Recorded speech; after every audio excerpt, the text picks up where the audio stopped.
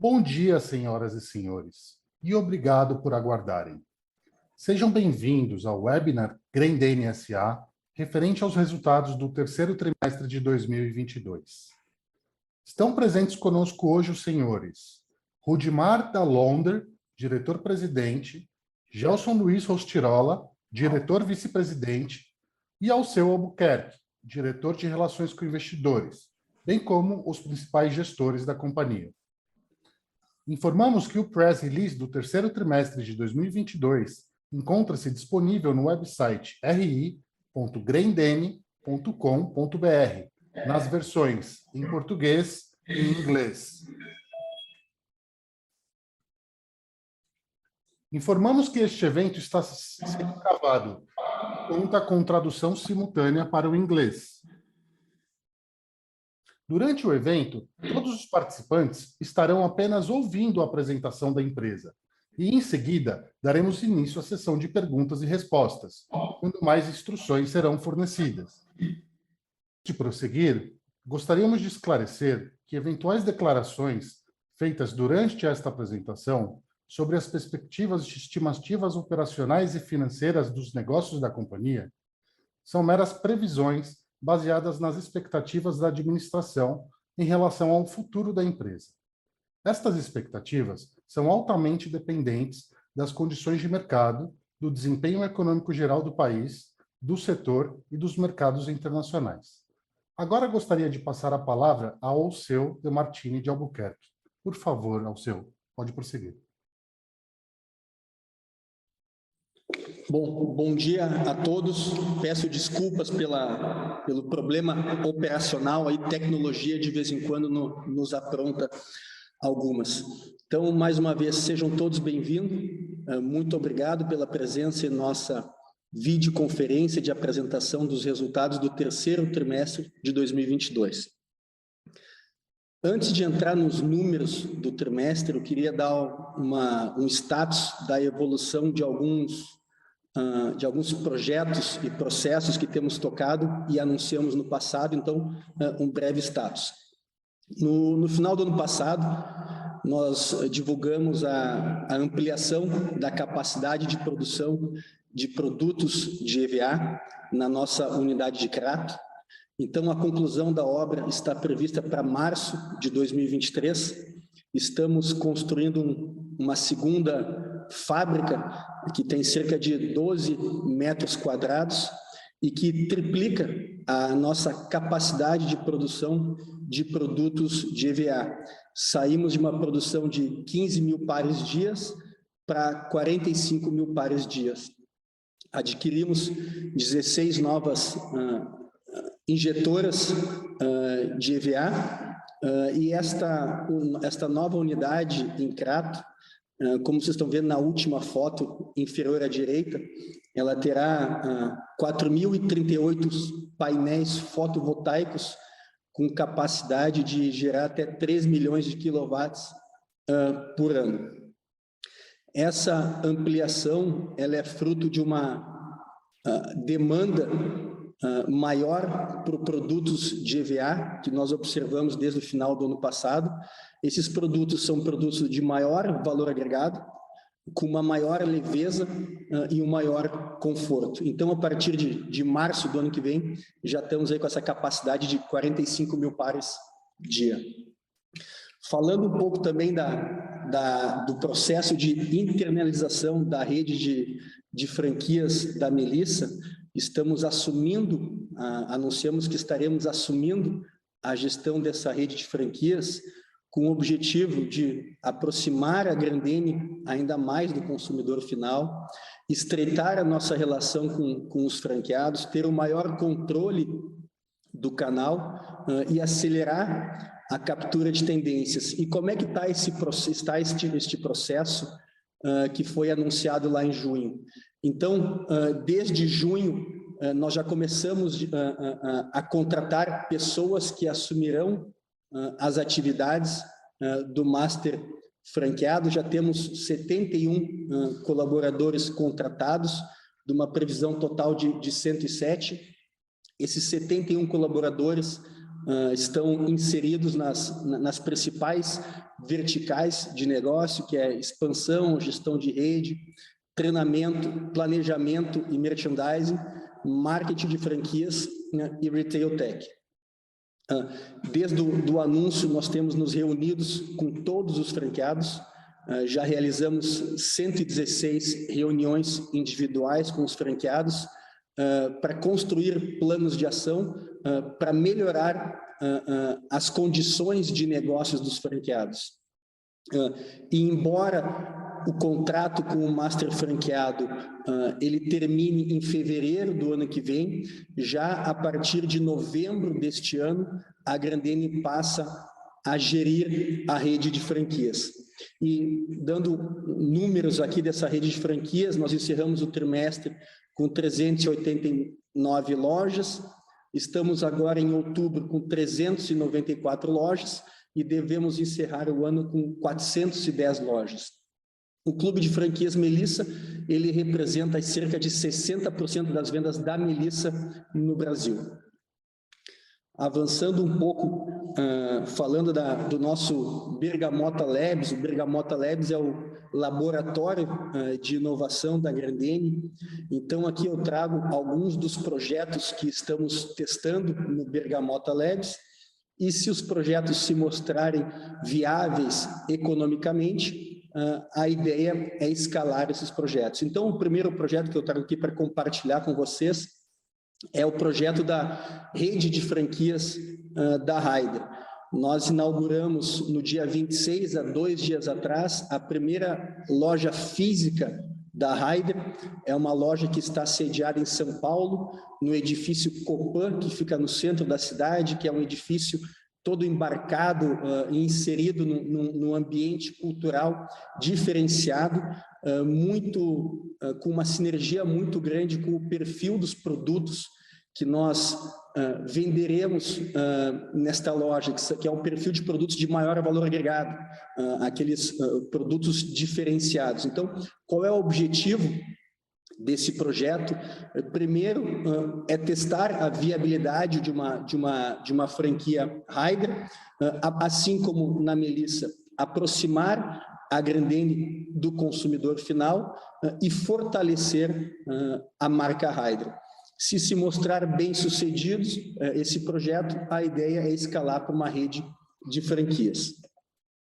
Avançando em outro projeto que estamos em modo MVP, é o Love Spot Melissa, que é a menor franquia possível de uma Melissa. É uma unidade totalmente autônoma, em que o consumidor pode realizar a compra de produtos Melissa, ele mesmo, através de um autosserviço, com uma experiência de realidade virtual. Ele bota utiliza aqueles óculos de realidade aumentada e vai navegando como se fosse dentro de uma loja virtual da Melissa. Esse projeto, ele busca endereçar 2 fatores, os 2 principais gastos de uma franquia Melissa, que é o gasto de ocupação de loja e o gasto com funcionários.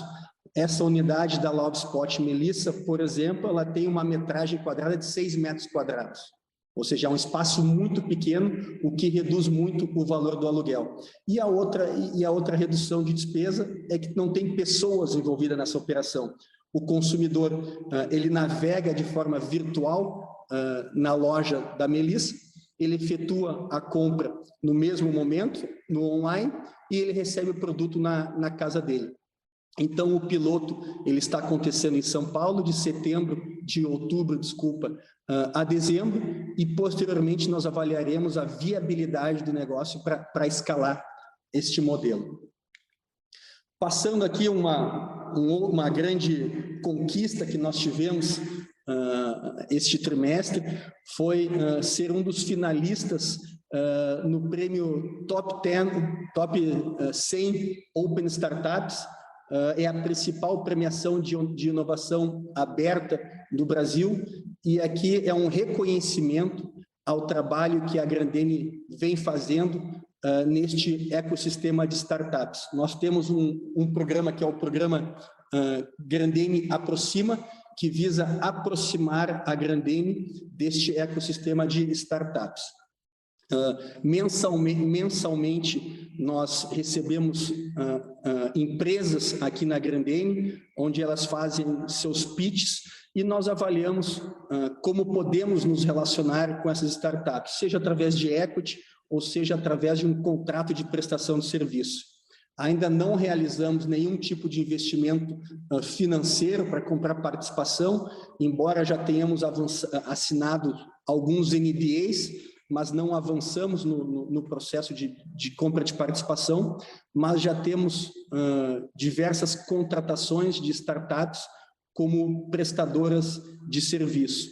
Então, no item lá, varejo, no segmento varejo, nós ficamos entre as 5 empresas mais inovadoras no Brasil.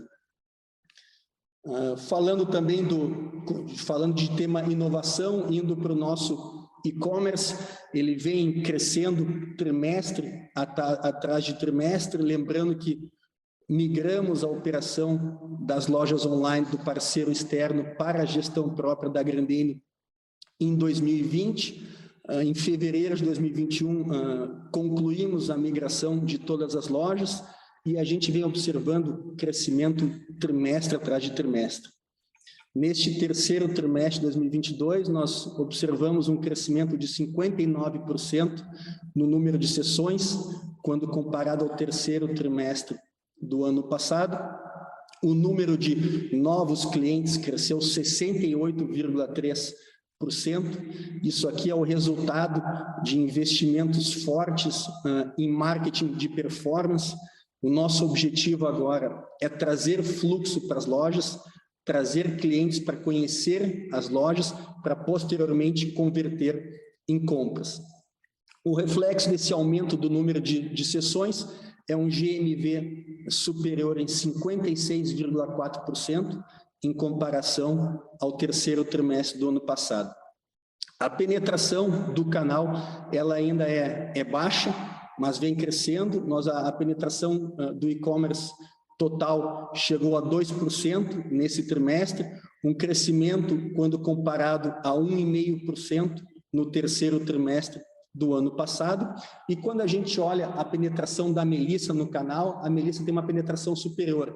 A Melissa, como vende produtos de maior valor agregado, tem um público diferenciado, ela tem uma penetração superior de 8,2% do canal, ou seja, nas vendas no mercado interno, 8,2% da Melissa já vem do canal do e-commerce, que também mostrou crescimento. No terceiro trimestre do ano passado, este percentual era de 6%.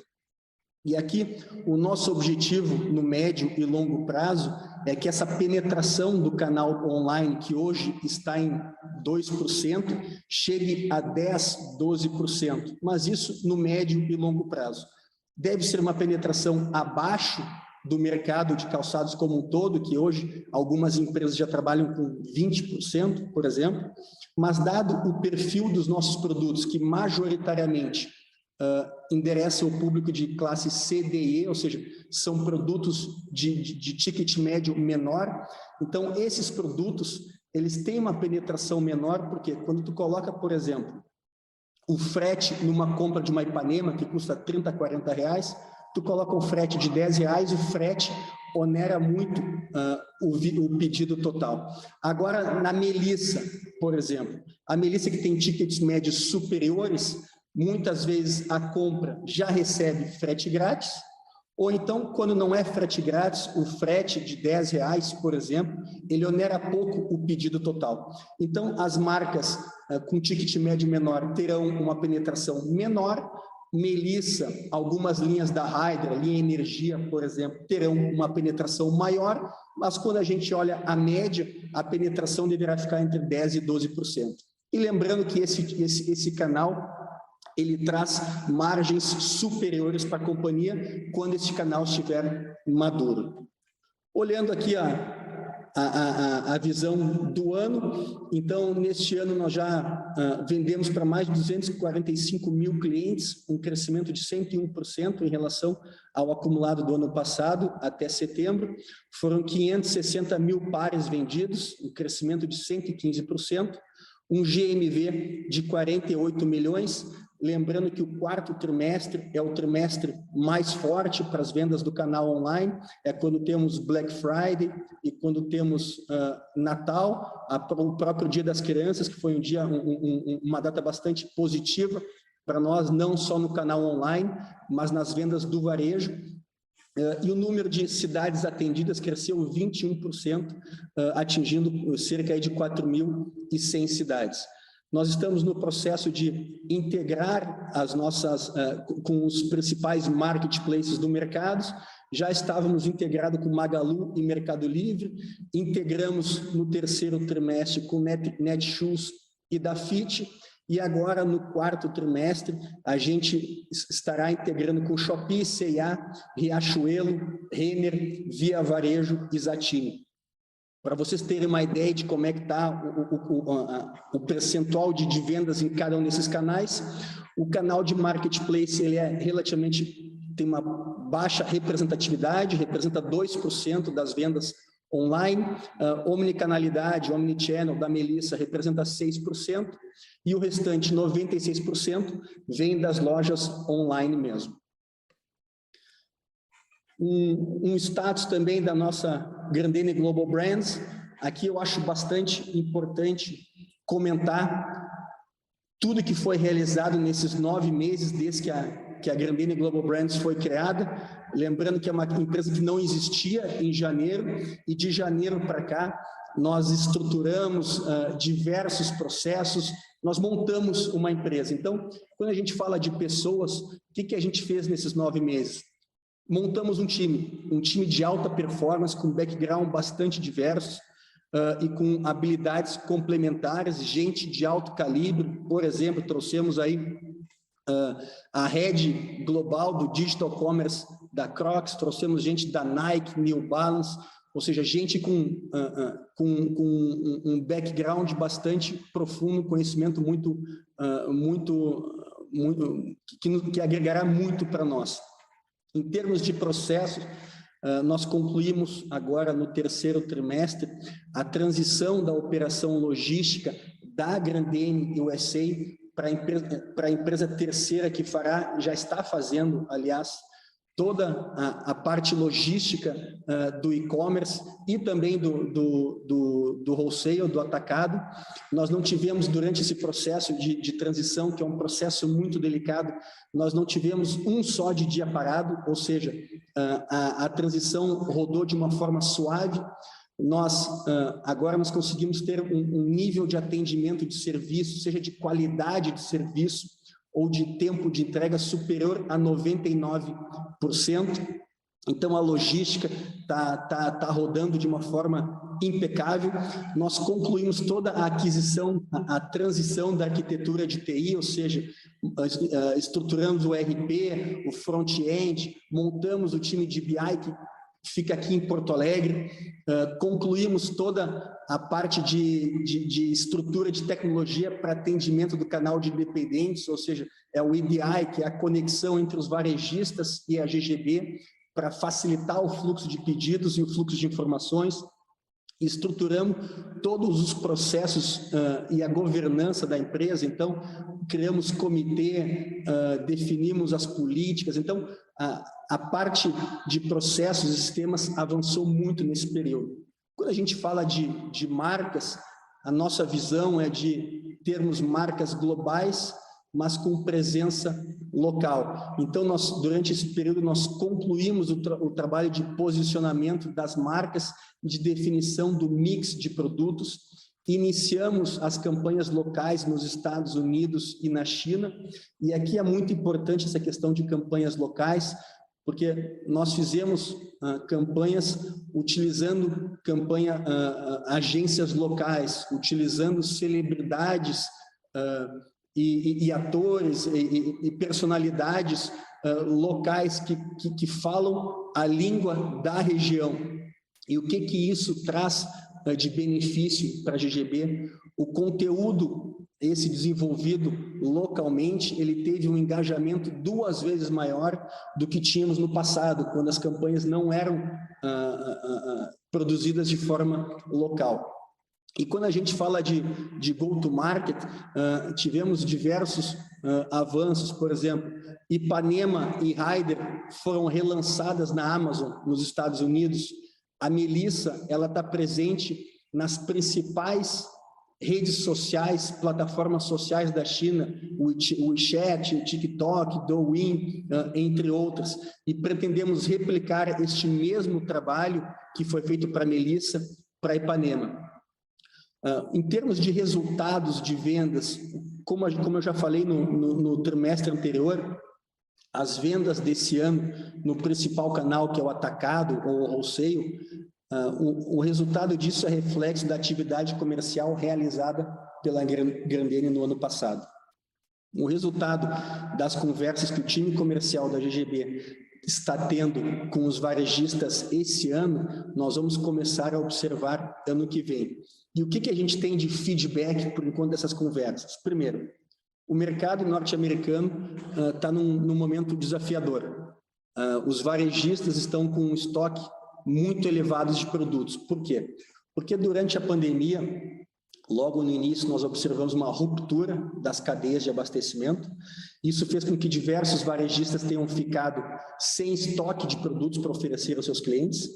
Assim que as cadeias se restabeleceram, estes varejistas, vendo um consumo forte, uma demanda forte, botaram pedidos acima do normal, ou seja, seus estoques ficaram elevados, confiantes que o consumo viria.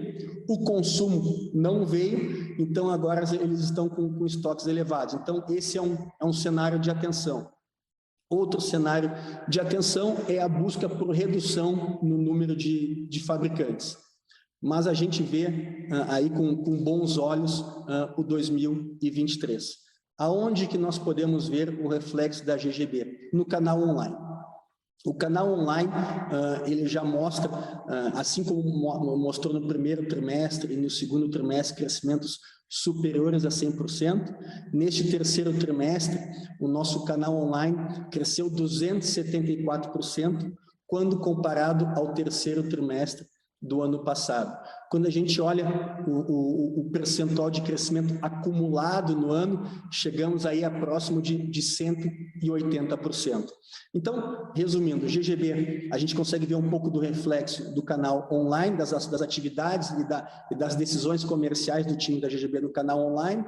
O canal atacado ou wholesale, a gente deve começar a ver os resultados a partir do ano que vem, mas os mercados internacionais, e aqui falando dos Estados Unidos, mais especificamente, estão numa situação complicada.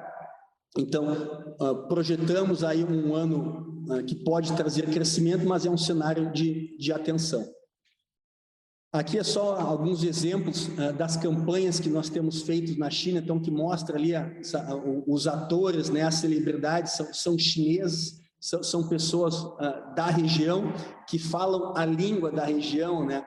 Tem as características da região, isso no lado esquerdo eu mostro, e ali no lado direito é só algumas fotos aí de que nossos produtos voltaram a figurar na Amazon, Ipanema e Rider voltaram a figurar. Agora, entrando nos números do terceiro trimestre de 2022, eu gostaria de iniciar compartilhando um pouco da visão que nós tínhamos e o que aconteceu durante o trimestre. No call de resultados do segundo trimestre, nós comentamos que entrávamos com um sentimento positivo no terceiro trimestre, porque o volume do sell-in, do sell-out vinha incrementando mês atrás de mês, desde janeiro, quando tivemos um mês bastante fraco. Mas ao longo do trimestre, a gente começou a ver um arrefecimento do apetite pela demanda. Isso em virtude do cenário desafiador econômico, né? Inflação alta, taxa de juros elevada, elevado nível de desemprego, que embora esteja caindo, ainda é elevado. Tudo isso comprime a renda disponível do consumidor, o que gera uma retração nas vendas do varejo, que foi que a gente viu quando a gente olha as vendas do varejo como um todo, divulgadas pelo IBGE, a gente vê retrações aí, nas vendas no setor. Esse cenário desafiador, dois novos elementos acabaram trazendo uma maior complexidade. O primeiro deles é incerteza política, e o segundo deles é temperaturas abaixo do normal no sul e no sudeste desde o final de agosto. Então, se a gente pega as temperaturas de agosto até agora, a gente vê temperaturas abaixo da média nesses dois mercados, que são dois mercados bastante relevantes. Para vocês terem uma ideia, aqui no sul tem expectativa de geada na semana que vem. Nós estamos no meio de novembro e projetando geada. Mas ainda assim, mesmo nesse cenário de desconfiança e de retração do apetite do consumidor, nós mantivemos o volume de pares embarcados relativamente estável, um crescimento de 0,7% quando comparado ao mesmo trimestre do ano passado, e esse crescimento ele foi puxado pelo mercado interno, que cresceu 2%, e o mercado externo ele recuou 5,2%. E quando a gente põe a lupa no mercado interno, o crescimento em volume ele veio das marcas da divisão 1. Quem são as marcas da divisão 1? São todas as marcas, exceto Melissa. E quando a gente olha as marcas da divisão 1, esse crescimento está bastante concentrado em Ipanema, que acertamos em cheio a coleção Sempre Nova, que foi lançada agora para o segundo semestre. Essa coleção já vendeu mais de 9 milhões de pares, então Ipanema com um resultado bastante positivo, e o segmento feminino com um desempenho bastante positivo também. Melissa teve uma retração no volume de pares embarcados nesse trimestre. Quando a gente olha a receita cresceu tanto no mercado interno como no mercado externo. No mercado interno, tanto Melissa como as marcas da divisão 1 apresentaram crescimento, e no mercado externo também observamos crescimento. Como a receita cresce 11,2% e o volume cresce 0,7%, a gente tem um crescimento da receita bruta par de 10,4% no período. E quando a gente olha isso entre o mercado interno e mercado externo, o mercado interno cresceu 9,7%, enquanto o mercado externo cresceu 14,4% em reais e 13,9% em dólares. O EBIT recorrente, ele caiu 29,3%, ele atingiu 89 milhões de reais, e a margem EBIT recorrente recuou de 18,8% para 12,5%. Aqui são dois os principais impactos, né, na margem EBIT recorrente. A primeira delas é a pressão de matéria-primas, que eu vou mostrar um pouco mais à frente, como está a dinâmica de matéria-prima. Esse é o principal impacto. Depois nós tivemos alguns incrementos de despesas operacionais, vindas de maiores comissões, frete, publicidade, e também de investimentos que nós estamos fazendo hoje, que consomem mais recursos do que geram atualmente, mas no futuro devem trazer EBIT e receita para a companhia. Já o lucro líquido, ele cresceu 45%, quando comparado ao terceiro trimestre do ano passado, fortemente aqui impactado pelo resultado financeiro. Então, a nossa margem líquida saiu de 20,3% no período para 27,8% no período. O lucro líquido, o resultado financeiro, ele cresceu 110 milhões nesse trimestre. Vamos falar um pouco aqui como eu falei, o CPV e a questão da matéria-prima é onde a gente observa o principal impacto, tanto na margem bruta como na margem EBIT. Aqui nesse gráfico, o que eu tentei trazer para os senhores para acompanhamento? É quanto que cada um dos componentes do CPV representa da receita líquida da companhia. E aqui eu faço um disclaimer ali, vocês veem que no terceiro trimestre a gente tem o 3T22 ajustado. Aqui é ajustado por quê? Porque nós tivemos um efeito recorrente em virtude da transição da atividade de distribuição da Grendene USA para GGB, em que as atividades operacionais da nossa distribuidora nos Estados Unidos, a Grendene USA, não mais serão executadas. Então, nós tínhamos 355 mil pares de produtos que estavam lá, eles foram vendidos ou para a GGB ou para clientes terceiros a preço abaixo de custo. Ou seja, a receita da venda desses 355 mil pares foi de 19,7 milhões de reais, mas o custo deles foram de 21,5 milhões de reais.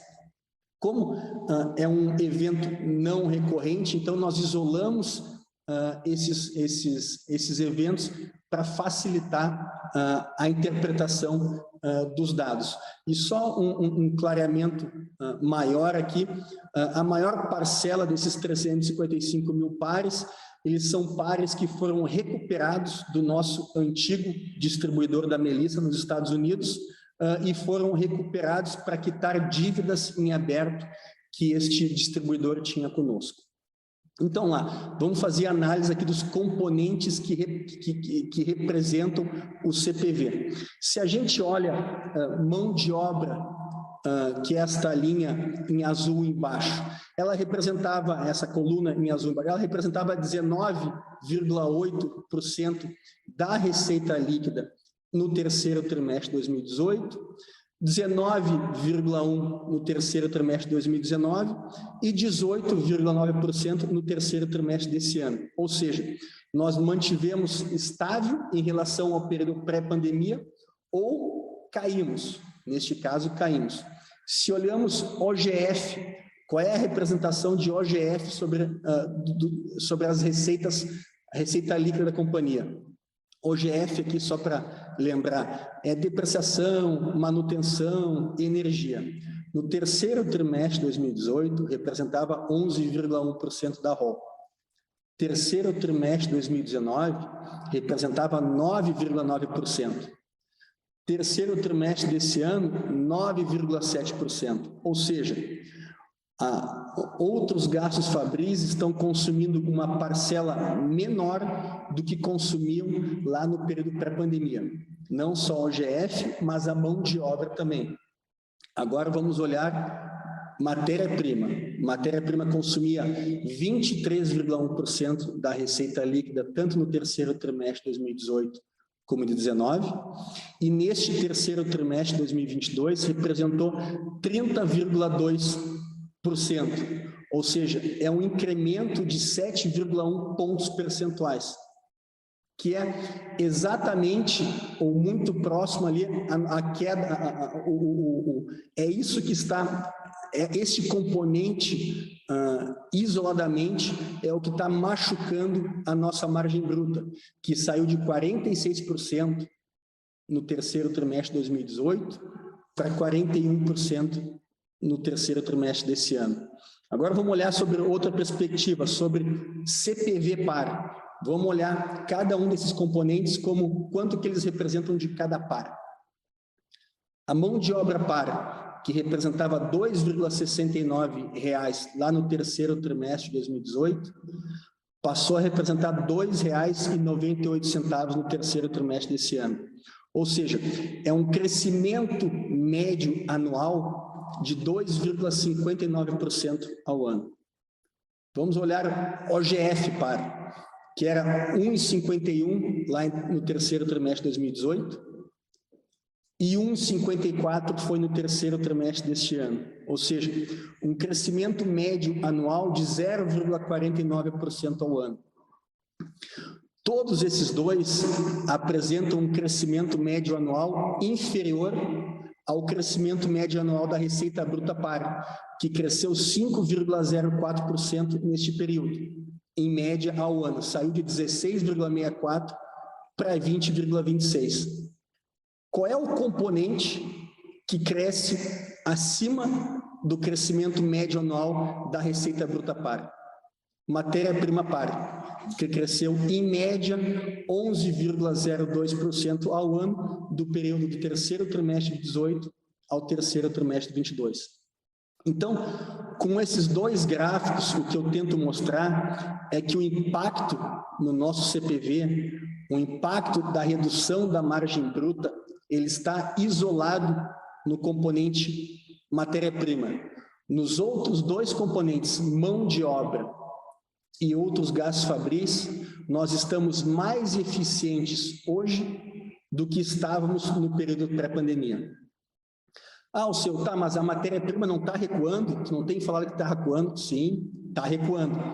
E aqui eu mostro esse gráfico. Aqui eu trago os componentes que compõem o composto de PVC, que é tem a maior representatividade dentro do CPV da matéria-prima. A resina de PVC, que no período entre janeiro de 2020 e setembro de 2022, ela cresceu 70,1%. Ela já recuou 35,9% nesse ano, sendo que o pico dela foi em dezembro, quando ela atingiu 165% de crescimento, de janeiro a dezembro do ano passado, de janeiro de 2020 a dezembro do ano passado. Desde então, ela vem recuando, ou seja, nesse ano, como eu comentei, ela apresenta um recuo de próximo a 36%. Plastificante subiu neste período do início da pandemia até agora 80%. Neste ano, apresenta um recuo de 3,5%. Óleo de soja cresceu 106% no período da pandemia e esse ano apresenta um recuo de 2,4%. Mão de obra cresceu 22% no período, sendo que nesse ano 9,6%. A gente pega o composto de PVC, que é resina de PVC, plastificante e óleo de soja, entre outros componentes, mas esses são os mais representativos. No período de janeiro 20 até agora, cresceu 61,4%. E neste ano, já caiu 17,3%. Tá, mas Alceu, como é que isso não mostra na melhora da tua margem bruta? Existem alguns elementos. Nós carregamos, durante a pandemia, nós aumentamos o nosso prazo médio de estoque de matéria-prima. Normalmente carregávamos entre 30 e 45 dias, e durante esse período de pandemia nós subimos aí até 90 dias. Então, existe um delay, ou seja, um atraso entre a queda do preço da matéria-prima no mercado, a queda do preço nas cotações que nós recebemos e isso bater no nosso CPV. Para vocês terem uma ideia, porque, só para vocês terem uma ideia, o composto de PVC, que ele apresenta uma queda de 17,3% no ano, o nosso custo médio de estoque do composto de PVC, isso é o que vai para o CPV, ele apresenta uma queda no ano de 9,9%. Então, entre o preço e bater no nosso custo médio de estoque, existe um delay aí de uns 2 a 3 trimestres, eu diria. Tá? Então, a primeira razão que explica por que não bateu no nosso CPV, por que não melhorou a nossa margem bruta é essa, prazo médio de estoque. Segunda razão, a Grendene, existe uma sazonalidade histórica no nosso negócio. No segundo semestre do ano, a fábrica está com uma capacidade X tomada, e no primeiro semestre nós temos uma utilização da fábrica menor. Então, o que nós fizemos para manter a fábrica num certo nível de estabilidade de utilização da capacidade? Durante o primeiro semestre do ano, nós produzimos o que nós chamamos de estoque estratégico, que são aqueles produtos que não têm vinculação nenhuma com moda, com design, com tendência. São as linhas básicas. Então, nós produzimos eles no primeiro semestre, quando a utilização da fábrica está menor, para vendê-los ou para embarcá-los no segundo semestre, quando a utilização está maior. O que acontece? Dos 44 milhões de pares que nós embarcamos nesse terceiro trimestre, cerca de 5 milhões de pares são estoque estratégico, ou seja, produzidos no primeiro semestre do ano, que carregam um custo de estoque mais elevado. Não pegaram esses 9,9% de queda do custo médio de estoque. Esses 5 milhões representam mais ou menos 13% do volume embarcado nesse trimestre. Então, prazo médio de estoque de matéria-prima e embarque de estoque estratégico são dois elementos que justificam esse delay do preço da matéria-prima batendo no nosso CPV. E um terceiro elemento é o seguinte: as cadeias de abastecimento globais estão se normalizando. Então, o nosso objetivo é voltar ao nosso histórico de prazo médio de estoque de 30 a 45 dias. Dado que nós estávamos com prazo médio maior, o que a gente tem feito agora? São compras menores de matéria-prima, por dois motivos. Uma, porque a gente quer reduzir o prazo médio de estoque, então a gente vai fazendo compras menores, para que esse patamar vai caindo de 90 para 45, por exemplo. E outro motivo, como o preço da matéria-prima vem caindo consistentemente desde o início do ano, não faz sentido eu fazer um volume grande de compra de matéria-prima, dado que semana que vem o preço vai estar menor. Então, eu vou comprando parcelas menores que eu vou capturando essa queda de preço. Então, essas três razões são os principais motivos para a queda do preço das matérias-primas ainda não estarem sendo observadas no nosso CPV. Quando é que vai bater? Olha, provavelmente no quarto trimestre a gente deve ter ver de uma forma mais intensa o impacto da queda do preço das matérias-primas no nosso CPV. Tá ok? Se não ficou claro, depois na parte de perguntas eu posso esclarecer melhor. Aí, então, eu comentei aqui, o que impactou o EBIT? CPV na matéria-prima e as nossas despesas operacionais, aqui eu botei as despesas operacionais recorrentes, que elas cresceram 15% no período, 14,7% no período. Elas representam hoje menos do que representavam lá atrás, hoje elas representam 28,2% da receita líquida, em comparação no terceiro trimestre de 2018, que era 30% da receita líquida, ou 28,7% no terceiro trimestre de 2019. E por que essas despesas estão crescendo em relação ao ROL quando comparado ao terceiro trimestre de 2021 e 2020? Primeiro, diversas iniciativas deixaram de ser feitas durante esse período de pandemia. Quais, Alceu? Viagens, convenções, participações em feiras. Então, muitas dessas coisas não ocorreram durante o período pré-pandemia e agora voltaram a acontecer. Outra coisa, durante esse período de pandemia, a Grendene começou a investir em negócios que nós não tínhamos lá atrás e que estamos investindo agora para colher os frutos lá na frente. Alceu, dá exemplo de alguns negócios. O DCG, o que é o DCG? É o nosso departamento de e-commerce. Esse departamento não existia lá em 2018, 2019. Hoje, ele já conta aí com mais ou menos 150 pessoas. Só que, temporariamente, o negócio online, por ainda não estar maduro, ele consome mais recursos do que gera. São 150 pessoas que nós não tínhamos ali atrás, e agora nós temos esse time estruturado, pronto para escalar o negócio, para sair a penetração do canal de 2% para 10%, 12%, com um incremento marginal das despesas, se precisar. Então, esse é um exemplo de um negócio que nós estamos investindo hoje, ou seja, onerando as despesas comerciais, mas que no futuro próximo devem trazer EBIT e receita para a companhia. Outro exemplo, o nosso laboratório de inovação, o Bergamota Labs. Ele não existia até 1 ano atrás, 2 anos atrás. Hoje já conta com 20 pessoas. E ele tem diversos projetos que nós estamos em modelo de MVP, como aqueles que eu comentei ali atrás, a rede de franquias da Raider, o Love Spot da Melissa, que é aquela franquia autônoma.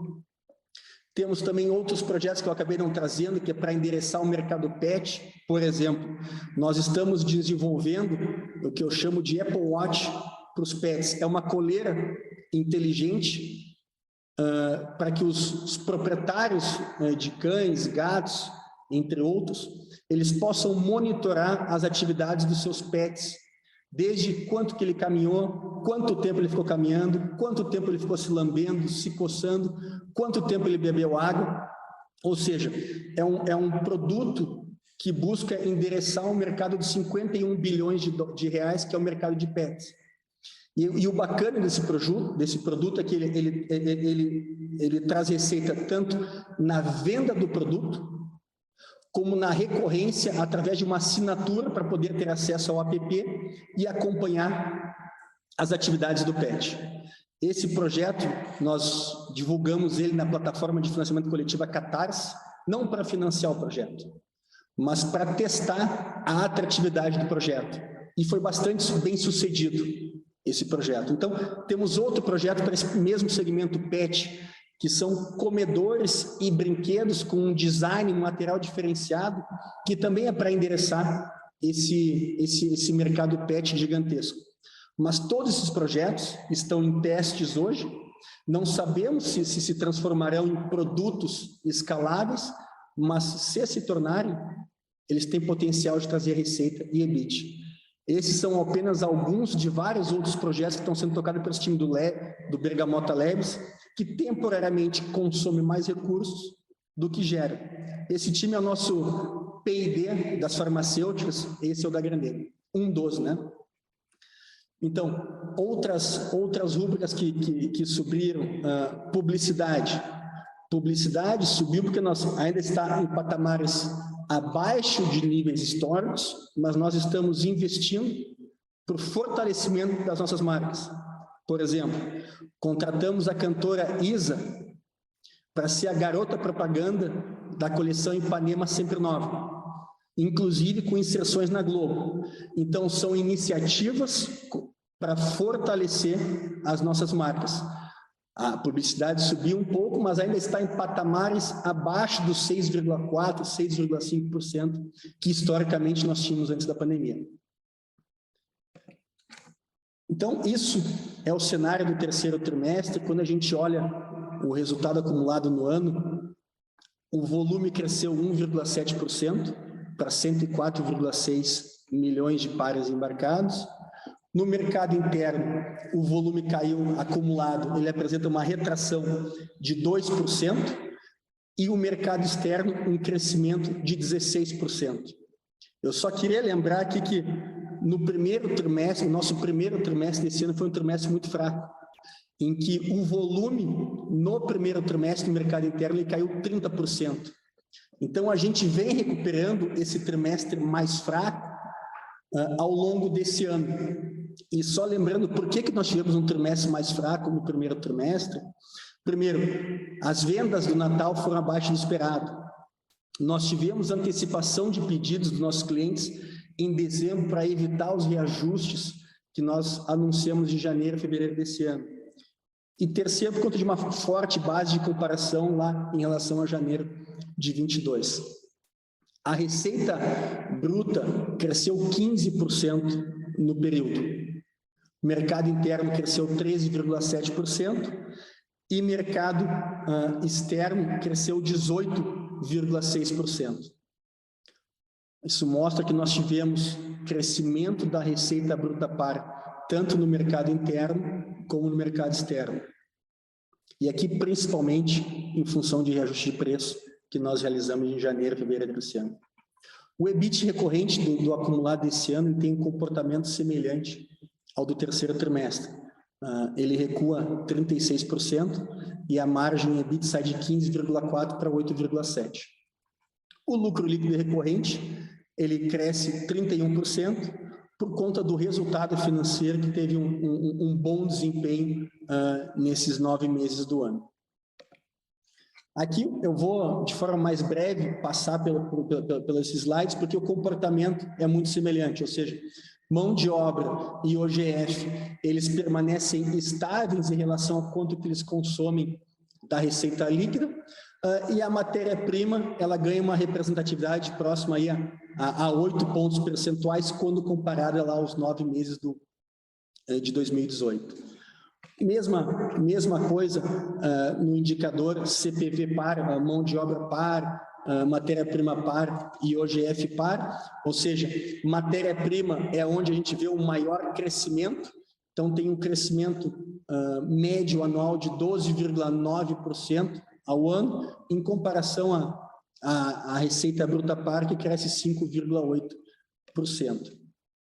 As despesas operacionais recorrentes, elas cresceram em relação ao terceiro trimestre do ano passado, associadas àquilo que eu comentei para o terceiro trimestre, aquilo que eu comentei no terceiro trimestre vale aqui para o acumulado dos 9 meses do ano, mas ainda estamos com patamares inferiores ao período pré-pandemia, que as despesas operacionais recorrentes consumiam 32% ou 30% das nossas receitas operacionais. Falando um pouco aqui da nossa carteira, que a gente chama do Comitê de Investimentos, né, que é aquela carteira que o Conselho aprovou lá no final de 2019 para investir em ativos que não os tradicionais, investimentos bancários ou títulos públicos federais. Então, essa carteira encerrou o trimestre com um saldo de 581 milhões de reais, 80% dessa carteira estava na subcarteira de real estate, ou de projetos de desenvolvimento imobiliário, 11% em renda variável. Nós hoje mantemos só uma posição em Vale do Rio Doce, que representa 11% desses 580 milhões de reais. Nós nos desfizemos da posição que tínhamos em Petro e em Cyrela ao longo do trimestre. A Cyrela era a nossa maior posição, chegava a ter próximo a 100 milhões de reais. Petro, nós nos desfizemos assim que a ação ficou ex-dividendos. E outros 9% da carteira do Comitê de Investimentos são de créditos privados, debêntures e FDICs. Como é que está o desempenho dessas carteiras desde o início dessa carteira?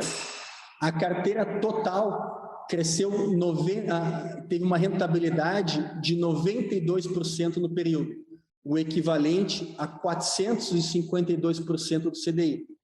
Quando a gente detalha cada uma dessas carteiras, a carteira de projeto de desenvolvimento imobiliário cresceu 60,44% no período, o equivalente a 330% do CDI. A carteira de crédito privado cresceu 43% no período, o equivalente a 226% do CDI. E a carteira de renda variável cresceu 158%, o equivalente a 1000% do CDI. Falando um pouco de distribuição de dividendos, então, o resultado líquido do período foi de 365 milhões de reais no acumulado dos 9 meses.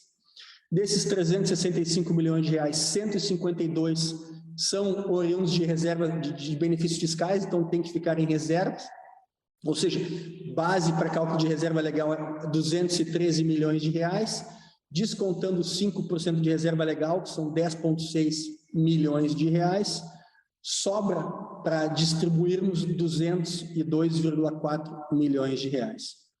Como já distribuímos 109 milhões de reais no primeiro e no segundo trimestre, restam para distribuir nesse trimestre 93 milhões de reais. Então, como é que estes 93 milhões de reais serão distribuídos? 59 milhões de reais a título de dividendos e 34 milhões de reais a título de JCP. Esses 34 milhões de reais são brutos. Quando nós descontamos os 15% de IR na fonte, eles viram 28,9 milhões de reais. Ou seja, pagaremos aí próximo de 10 centavos por ação para aqueles acionistas que detiverem ações da Grendene no dia 3 do 11, no dia 4 do 11 de 2022, as ações passam a ficar ex-dividendos e pagaremos esses dividendos no dia 23 do 11. E aqui é só aquele gráfico que eu gosto de trazer, ou seja, o acumulado de dividendos pagos desde 2004, que já montam 4,4 bilhões de reais desde a nossa abertura de capital. O que eu tinha para trazer para os senhores no momento é isso. Então, eu abro para perguntas. E, por enquanto, muito obrigado. Muito obrigado. Iniciaremos agora a sessão de perguntas e respostas. As perguntas podem ser feitas através de áudio, clicando no ícone Levantar a mão, Raise Hand, disponível na parte inferior da tela. Ao ser anunciado, uma solicitação para ativar seu microfone aparecerá na tela, e você deve ativar seu microfone para fazer perguntas. Para enviar perguntas de texto, basta clicar no ícone Q&A, também disponível na parte inferior da tela, e digitar a sua pergunta. Temos a nossa primeira pergunta. Ela vem do Renan Sartório, analista sell-side do Bradesco BBI. Renan, abriremos o seu áudio para que você possa fazer a sua pergunta. Por favor, Renan, pode prosseguir. Bom dia, Alceu. Queria perguntar aqui sobre a internalização do master franqueado. De uma maneira mais quantitativa, quais vocês esperam que sejam os efeitos na operação como um todo?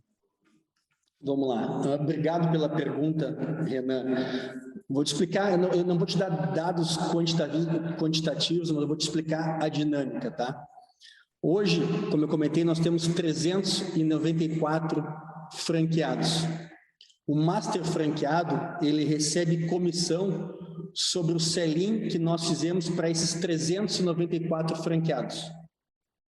O contrato que nós temos com o master franqueado, ele prevê que no término do contrato, a gente continue pagando comissão para ele sobre o sell-in daqueles franqueados que ainda não possuem 5 anos de existência ou desde a sua renovação.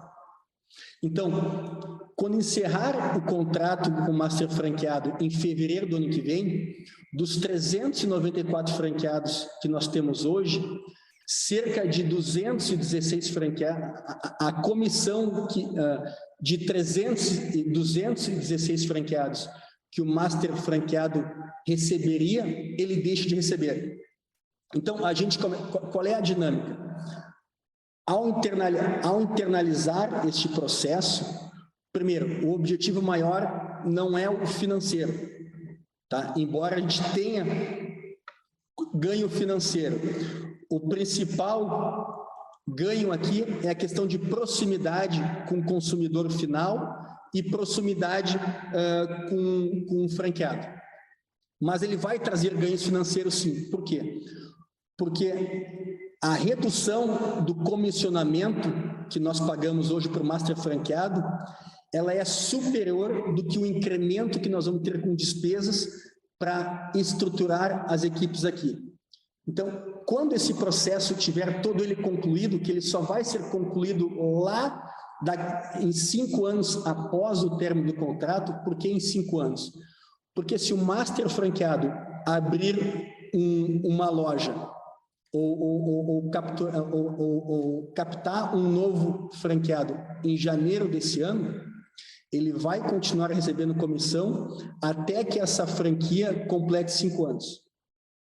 Mas, como eu comentei, então, a partir de março desse ano, quando termina ali em fevereiro o contrato, das 394 lojas que nós temos hoje, 216 lojas nós deixaremos de pagar comissão.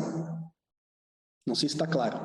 E para ter uma ideia mais ou menos de qual é o impacto, quando esse processo estiver todo ele concluído, a gente deve ter um ganho de mais ou menos 3 a 4% da receita líquida operacional da Melissa nesse negócio. Por quê? Porque a redução das despesas com comissões, ela será maior que o incremento das nossas despesas com o time. Não sei se ficou claro. Ficou claro sim, Alceu. Obrigado. Tá. A próxima pergunta vem do Will Ramos. Ele faz 2 perguntas. Poderia discorrer um pouco sobre as vendas nesse mês de outubro? E a segunda, sobre custos.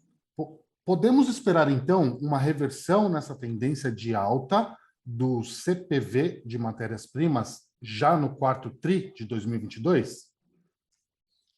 Bom, muito obrigado pela pergunta. Começando pelas vendas de outubro. Como você sabe, nós temos a Grendene, ela produz mediante pedido colocado. Então, as vendas de outubro, elas foram penalizadas pelo sell-out no varejo e do distribuidor inferiores em setembro. Qual é a dinâmica que nós observamos? O sell-out dos distribuidores e do canal varejo, eles vieram crescendo ao longo do ano, tiveram crescimento quase todos os meses, tirando janeiro, mas a partir de fevereiro, o sell-out desses dois canais, eles vieram crescendo, e o primeiro mês de sell-out negativo, quando comparado ao mesmo mês do ano passado, foi setembro. Então, e por que o sell-out foi inferior em setembro?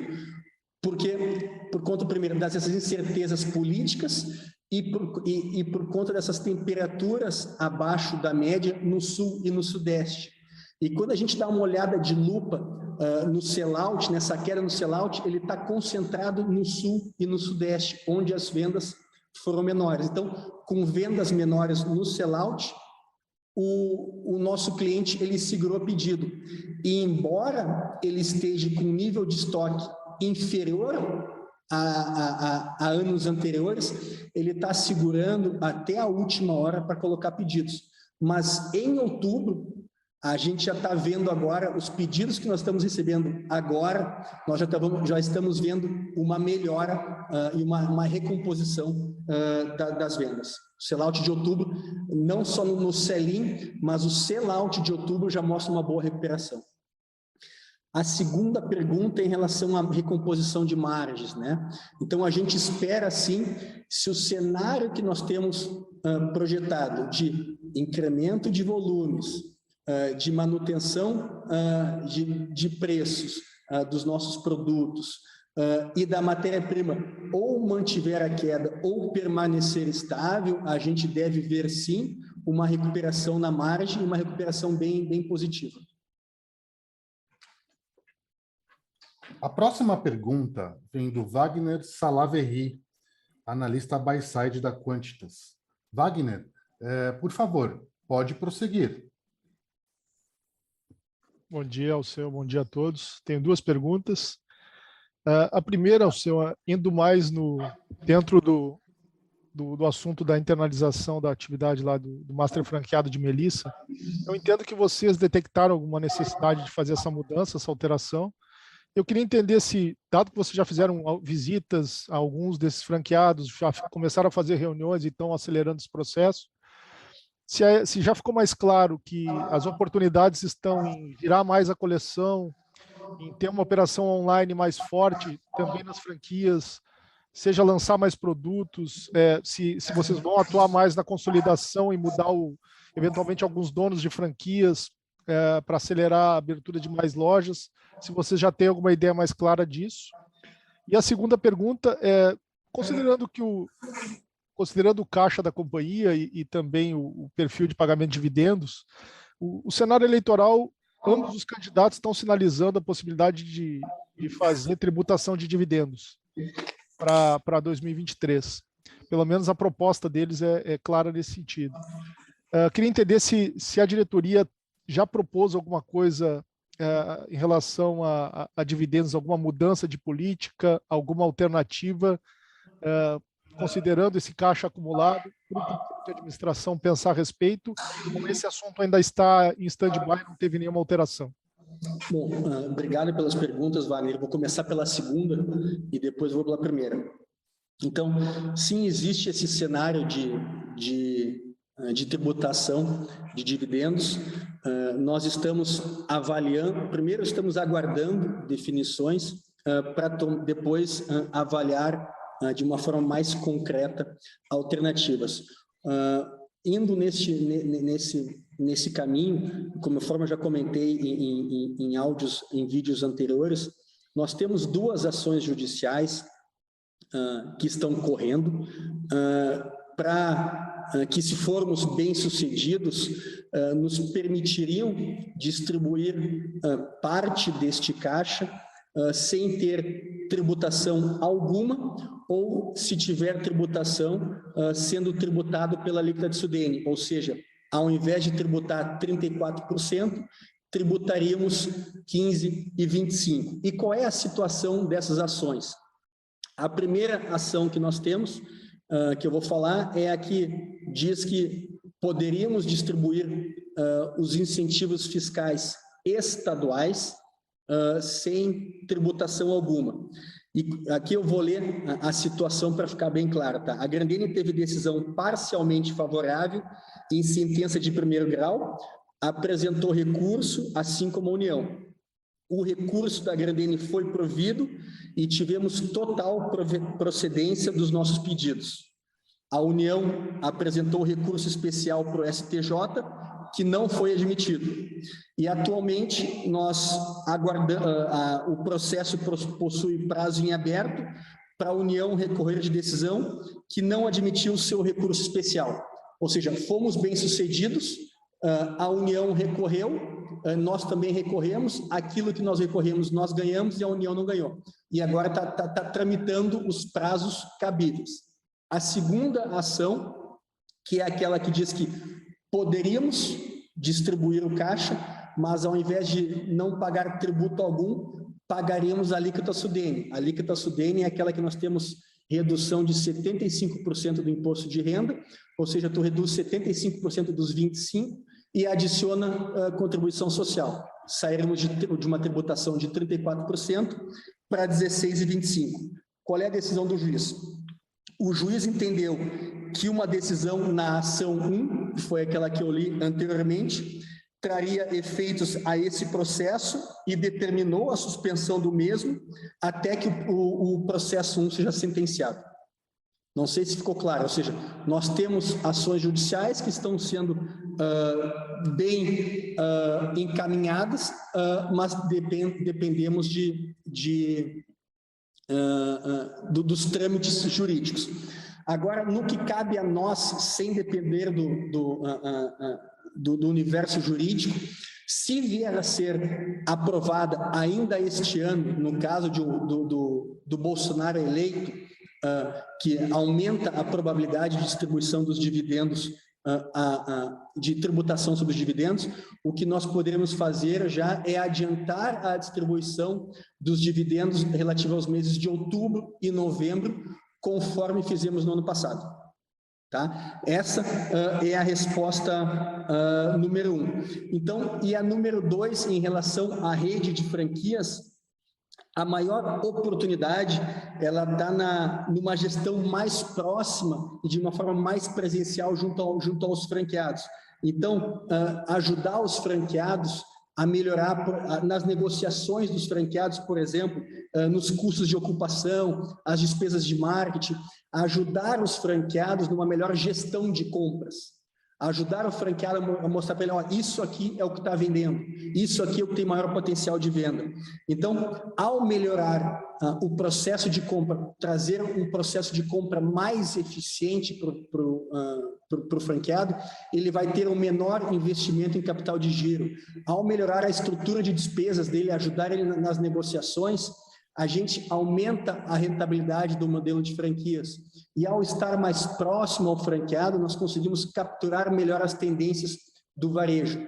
Então, sim, a gente já vê oportunidades e já estamos com alguns planos de negócios montados e outros em desenvolvimento. E lembrando que vamos antecipar a assumir a gestão de franquias de fevereiro para novembro desse ano. Acho que era isso, Wagner. Não sei se eu te respondi. Respondeu sim, muito obrigado. Nada. Encerramos nesse momento a sessão de perguntas e respostas. Gostaria de passar a palavra ao seu Demartini de Albuquerque para as considerações finais. Bom, mais uma vez, muito obrigado aos senhores pela presença. Caso tenham ficado dúvidas adicionais, o nosso time de RI aqui está integralmente à disposição para saná-las e para esclarecê-las. Um abraço a todos e um bom final de semana. O webinar da Grendene SA está encerrado. Agradecemos a participação de todos e tenham um bom dia.